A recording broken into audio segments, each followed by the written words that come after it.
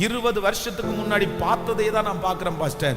இல்லைன்னா எனக்கு நினைவு தெரிஞ்சு நான் என்ன இருந்தேனோ அதுதான் பாஸ்டர் இன்னைக்கும் நான் பார்க்குறேன். ஒரு சேஞ்சும் இல்லை, ஒரு மாற்றமும் இல்லை, ஒரு ஆசீர்வாதமும் இல்லை அப்படின்னு யார் இந்த ஜெபத்தில் இந்த சத்தத்தை கேட்டாலும் இன்னைக்கு உலாவுகிற ஆண்டவர் ஒரு வாக்கு தத்தத்தோட உலாவுகிறார், ஒரு வார்த்தையோட உலாவுகிறார்.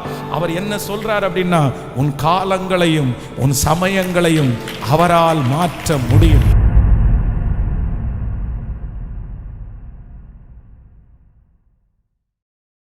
ஆண்டவர் என்னுடைய இருதயத்திலே ஒரு வார்த்தையை கர்த்தர் வைத்தார். தானியேலின் தீர்க்க தரிசன புஸ்தகம் 2வது அதிகாரத்தினுடைய 21வது வசனத்தை நம்ம வாசிக்க போகிறோம்.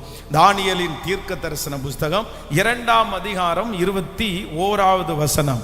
அவர் காலங்களையும் சமயங்களையும் மாற்றுகிறவர், ராஜாக்களை தள்ளி ராஜாக்களை ஏற்படுத்துகிறவர்களும், ஞானிகளுடைய ஞானத்தையும் அறிவாளிகளுடைய அறிவையும் கெடுக்கிறவர். ஆமேன். இன்னொரு விஷயம் கூட வாசிக்கலாம். அவர் காலங்களையும் சமயங்களையும் மாற்றுகிறவர், ராஜாக்களை தள்ளி ராஜாக்களை ஏற்படுத்துகிறவரும் அவரே. ஆமேன். கர்த்தருடைய பிள்ளைகளே, ஆண்டவர் இன்று நமக்கு கொடுக்கிற ஒரு நல்ல வாக்குத்தத்தம் என்னன்னா, அவர் காலங்களையும் சமயங்களையும் மாற்றுகிற கர்த்தர்.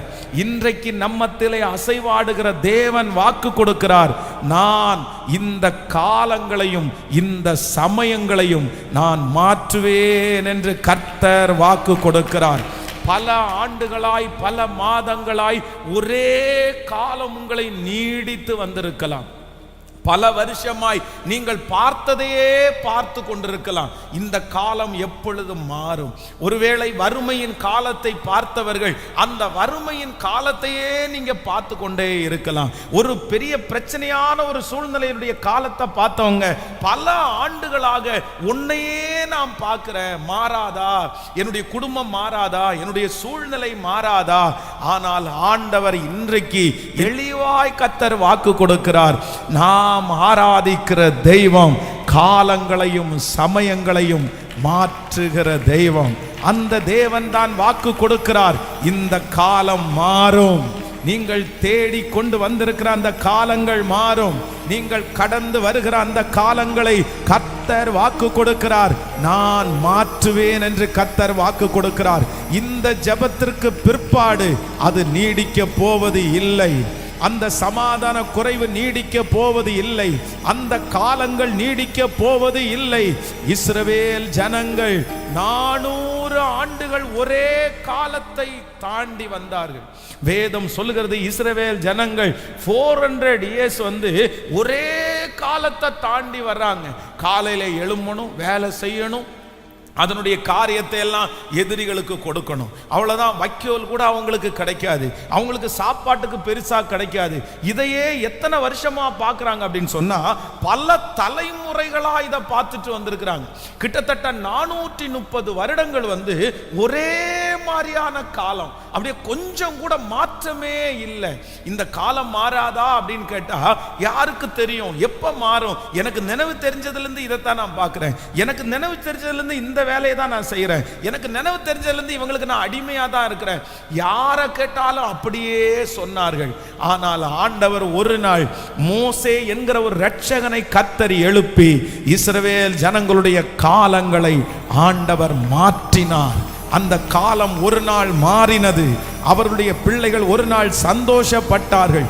அந்த தேவன் தான் இன்றைக்கு நம்மத்திலே அசைவாடுகிறார். அந்த தேவன் தான் வார்த்தைகளை நமக்கு தருகிறார். இல்ல, என் பிள்ளையினுடைய காலத்திலேயாவது இது மாறாதா? எங்க பிள்ளையினுடைய காலத்திலேயாவது இது மாறாதா? என் காலத்துல தான் பாஸ்டர் நான் அதெல்லாம் அனுபவிக்கல, என் காலத்துல தான் பாஸ்டர் நான் அதெல்லாத்தையுமே பார்க்கல. இப்போ என் காலம் முடிஞ்சு போக போகுது. என் காலத்துல எந்த ஆசீர்வாதத்தையும் நான் பார்க்கல, உயர்வை நான் பார்க்கல, வெற்றி எதையும் நான் பார்க்கல. ஆனா என்னுடைய பிள்ளையும் எந்த நல்ல காலத்திலையும் பார்க்காம போயிருமோ, ஆசீர்வாதமான ஒரு காலத்தை பார்க்காமலே போயிருமோ. ஆனால் கர்த்தர் அதற்காகத்தான் இந்த 100 நாட்களை ஏற்படுத்தி கர்த்தர் இன்று வாக்கு கொடுக்கிறார். நான் காலங்களையும் சமயங்களையும் நான் காலங்களையும். நம்புறவங்க எல்லாரும் விசுவாசத்தோட இல்ல சிஸ்டர், இந்த காலம் மாறும் பிரதர், இந்த காலம் மாறும். கர்த்தராகிய ஆண்டவர் ஆமென் இந்த காலத்தை மாற்றுவார், இந்த காலத்தை மாற்றுவார். சிலர் ஒருவேளை ரொம்ப பலவீனமா இருக்கிற ஒரு பிள்ளையை நீங்க பார்த்துட்டே இருக்கலாம். மன அளவிலே பலவீனமான ஒரு பிள்ளையை பார்த்துட்டு இருக்கலாம். உடல் அளவில் ஒரு பலவீனமான பிள்ளையை நீங்க பார்த்துட்டு இருக்கலாம். இல்ல ஒரு கணவனாரை நீங்க பார்த்துட்டு இருக்கலாம். டெய்லி உங்களுக்கு பார்க்கறதுக்கு ரொம்ப கஷ்டமா இருக்கும். ஒரு நோயாளி இல்லைன்னா ஒரு பலவீனமான ஒருத்தரை வீட்டில் வச்சு 1 வருஷம் 2 வருஷம் பார்க்கறது கூட பரவாயில்ல. வாழ்நாள் முழுக்க அப்படி பார்க்கணும்னா நிறைய பேருக்கு ரொம்ப கஷ்டமாகும், ரொம்ப வருத்தமா இருக்கும். பாருங்க, சில வீடுகள் எல்லாம் பார்க்கும்போது சில சொல்லுவாங்க, இந்த வீட்டில் நீங்க எத்தனை வருஷமா குடியிருக்கிறீங்கன்னு கேட்டா அவங்க சொல்லுவாங்க, இதுல நான் குடியிருக்கல, எங்க அப்பா குடியிருந்த வீடு. அப்படின்னா பல காலமாக கொஞ்சம் கூட அதுல எந்த சேஞ்சுமே இருக்காது, எந்த மாற்றமுமே இருக்காது. அப்படியே இருக்கும். எனக்கு ஆச்சரியமா இருக்கும். சில ஃபஸ்ட்டு ஒரு ஊழியம் ஆரம்பித்து 20 வருஷம் இருக்குதா, இந்த 20 வருஷத்துக்கு முன்னாடி சில வீட்டுக்கு விசிட்டிங் ஜெபம் பண்ண போயிருக்கிறோம். அப்போது 20 வருஷத்துக்கு முன்னாடி அவங்க எந்த தெருவில் குடியிருந்தாங்களோ, எந்த வீட்டில் குடியிருந்தாங்களோ பார்த்தீங்க அப்படின்னு சொன்னால், அவங்க வீட்டில் திரும்ப அந்த விசிட்டிங்காக ஜெபம் பண்ண போகும்போது அவங்க எங்கே இருக்காங்கன்னு பார்த்தா, ஒரு அந்த தெருவிலேயே ஏற்கனவே எப்படி ஒரு 1.5 ரூமில் அப்படி குடியிருந்தாங்களோ அதே மாதிரி ஒன்றில் அவங்க குடியிருப்பாங்க. அதே தெருவில் கொஞ்சம் மாறி அப்படி உட்காருவாங்க, அவ்வளவுதான். அந்த தெருவுக்குள்ளே அதே மாதிரி ஒரு வீடு, அதே மாதிரி ஒரு சூழ்நிலை, அப்படியே மாற்றமே இருக்காது. எந்த வளர்ச்சியுமே இருக்காது, எந்த உயர்வுமே இருக்காது. அன்னைக்கு பார்த்தது மாதிரி தான் இன்னைக்கு நிறைய பேர் அப்படி பார்த்து ரொம்ப துக்கமா நான் ஜெபம் பண்ணி இருக்கிறேன். சரி, அவங்களுக்கு ஒரு சின்ன வளர்ச்சியாவது வராதா? ஆண்டவருடைய பிள்ளைகளே, இன்றைக்கு அப்படிப்பட்ட சூழ்நிலையில யாராவது ஒருத்தர் இருப்பீர்களானால், 20 வருஷத்துக்கு முன்னாடி பார்த்ததே தான் நான் பார்க்கிறேன் பாஸ்டர், இல்லைன்னா எனக்கு நினைவு தெரிஞ்சு நான் என்ன இருந்தேனோ அதுதான் பாஸ்டர் இன்னைக்கும் நான் பார்க்கிறேன். ஒரு சேஞ்சும் இல்லை, ஒரு மாற்றமும் இல்லை, ஒரு ஆசீர்வாதமும் இல்லை அப்படின்னு யார் இந்த ஜெபத்தில் இந்த சத்தத்தை கேட்டாலும், இன்னைக்கு உலாவுகிற ஆண்டவர் ஒரு வாக்கு தத்தத்தோட உலாவுகிறார், ஒரு வார்த்தையோட உலாவுகிறார். அவர் என்ன சொல்றார் அப்படின்னா, உன் காலங்களையும் உன் சமயங்களையும் அவரால் மாற்ற முடியும்.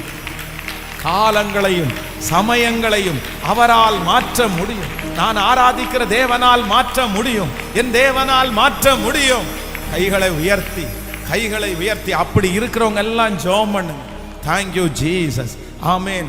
உங்க காலத்தில் அதை பார்ப்பீங்க, உங்க பிள்ளைகளுடைய காலத்தில் அதை பார்ப்பீங்க. நீங்க இந்த உலகத்தை விட்டு போகிறதுக்குள்ள அந்த காரியத்தை கர்த்தர் காண பண்ணுவார், நிச்சயமாய் காண பண்ணுவார். ஆண்டவருடைய வருகை தாமதிக்குமானால் உங்க பிள்ளைகளுடைய காலத்தை மாத்திரத உங்க கண்கள் காணும்.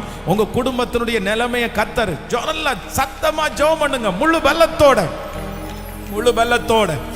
பலத்தோட ஏசப்பா இப்படி ஒரு சேஞ்ச் வேணும்னு கேளுங்க. நீங்க கேளுங்க. நீங்க கேட்கிறது எல்லாவற்றையும் கர்த்தர் தருகிறவர். ஹல்லேலூயா. நீங்க தானே வாக்கு கொடுத்திருக்கிறீங்க, நீங்க தானே இன்னைக்கு ஊழியக்காரங்க மூலமா பேசுறீங்க.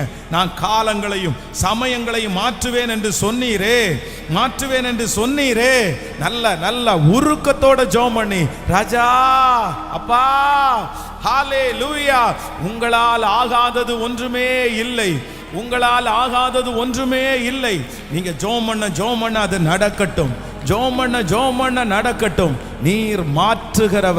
நீர் மாற்றுகிறவர், காலங்களையும் சமயங்களையும் மாற்றுகிற தேவன். இந்த தரிசனத்தை நான் உங்களுக்குள்ள விதைக்கிறதுக்கு நான் முயற்சி எடுக்கிறேன். ஆண்டவருடைய துணையோட நான் விதைக்கிறேன். எப்படின்னா, நம்ம மாற வேண்டாம், நம்முடைய குணங்கள் மாற வேண்டாம். ஆனா உண்மையா ஆண்டவரை அறிஞ்சதற்கு பிற்பாடு கண்டிப்பா என்ன பண்ணணும்னா, நம்மை சுற்றி இருக்கிற காலங்களும் சமயங்களும் என்ன பண்ணணும்னா மாறணும். தாவீதை குறித்து வேதம் சொல்லுது, தாவீது முதல்ல ஆண்டவரை சந்திச்சு நிற்கும் போது ஒரு ஆடு மேய்ப்பன். அடுத்தபடி வேதம் சொல்லுகிறது, அவன் இஸ்ரவேல் ஜனத்தின் நடுவிலே அந்த ராஜாவுடைய கீழே படைகள் தெரிகிற அளவிற்கு ஒரு படை தளபதி. அதற்கு பிறகு வேதம் சொல்லுகிறது, அவர் கிங் ஆஃப் டேவிட், அவர் ராஜா. அப்போ ஸ்தானம் உயர்ந்துட்டே இருக்கு. யோசேப்பை பாருங்க, தன்னுடைய தகப்பனாருடைய வீட்டிலே இருக்கும்போது சாதாரணமான ஒரு சொப்பனம் பார்க்கிறவன், போத்திபாருடைய வீட்டிலே இருக்கும்போது வீட்டு விசாரணைக்காரன், சிறைச்சாலையிலே இருக்கும்போது சிறைச்சாலை தலைவனுடைய பொறுப்பு கொடுக்கப்பட்டவன், ராஜாவினுடைய அரண்மனைக்கு போகும்போது அவனுடைய அனுமதி இல்லாமல் ஒருவரும் கையும் காலும் அசைக்கவே கூடாது என்கிற அளவிற்கு உன்னதமான ஒரு இடம், உன்னதமான இடம். ஆபிரகாம் அவனுடைய தகப்பனாரோடு சேர்ந்து புறப்படும் போது ஒன்றும் இல்லாதவன், எதுவும் அறியாதவன். ஆனால் கடந்து வருகிற ஒவ்வொரு பாதையிலும் கர்த்தர் ஆசீர்வதித்து அவனை வானத்து நட்சத்திரங்களை போல கர்த்தர் அவனை பெருக பண்ணினான். யாபேசை குறித்து வேதம் சொல்லுகிறது, அவனுடைய தாய் அவனை பெற்றெடுக்கும் போது வேதம் சொல்லுது, அவன் கையில ஒன்னும் இல்லை, துக்கம்ன்ற பேரோட தான் அவனை பெத்தெடுத்தாங்க. ஆனா யாபேசுனுடைய முன்னிலைமையை காட்டிலும் அவனுடைய பின்னிலைமையை ஆசீர்வதித்து கர்த்தர் சகோதரர்களை பார்க்கிலும் அவனை கனம் பொருந்தியவனாய் கர்த்தர் வைத்தார். அந்த தேவனைத்தான் நாம் ஆராதிக்கிறோம். நாம் ஆராதிக்கிற தெய்வம் காலங்களையும் சமயங்களையும் காலங்களையும் நடக்குது நடக்குது நடக்குது நடக்குது இல்ல, இந்த காலத்திற்கு ஒரு முற்றுப்புள்ளி கர்த்தர் வைப்பார். இந்த காலத்துக்கு ஒரு முற்றுப்புள்ளி வச்சு ஒரு புதிய காலத்தை கர்த்தர் ஆரம்பிப்பார். இந்த 12வது நாள் அந்த புதிய காலம் ஆரம்பம் ஆகுது, புதிய காலம் ஆரம்பம் ஆகுது. சத்தமா yes yes yes praise praise லாதாரா பஹதாரா லா பௌரஹதாரா. இயேசுப்பா இயேசுப்பா, அந்த ஜெப ஆவி யார் மேலெல்லாம் ஊற்றப்படுகிறதோ இல்ல, இனி இரவலாய் வாங்குற காலங்கள் முடியட்டும், இரவலாய் வாங்குற காலம் முடியட்டும், கைகட்டி நிற்கிற காலங்கள் முடியட்டும். ஆமென். எதிர்பார்த்து நிற்கிற காலங்கள் முடியட்டும். ஜீசஸ், நோயாளி என்கிற அந்த காலங்கள் முடியட்டும். ஸ்தோத்திரம் ஸ்தோத்திரம் ஸ்தோத்திரம். இவன் கையில எதுவுமே தங்காதுன்ற அந்த காலம் முடியட்டும்.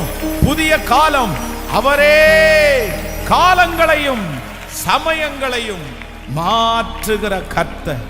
நம்முடைய தேவன் யார் அப்படின்னா மாற்றுகிற கர்த்தர், மாற்றுகிற கர்த்தர், மாற்றுகிற கர்த்தர்.